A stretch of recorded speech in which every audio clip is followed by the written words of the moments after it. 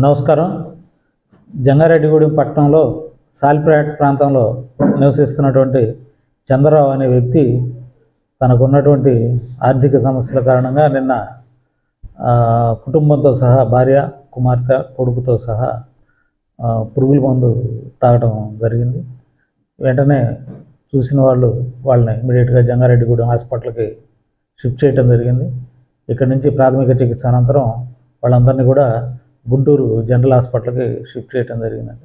అక్కడ చికిత్స పొందుతూ ఈరోజు ఉదయం చంద్రరావు అనే వ్యక్తి మరణించడం జరిగింది.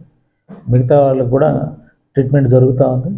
వాళ్ళ ఆరోగ్య పరిస్థితి ప్రస్తుతం అయితే నిలకడగా ఉందని తెలుస్తుంది. దర్యాప్తులో మిగతా విషయాలు తెలుస్తాయి.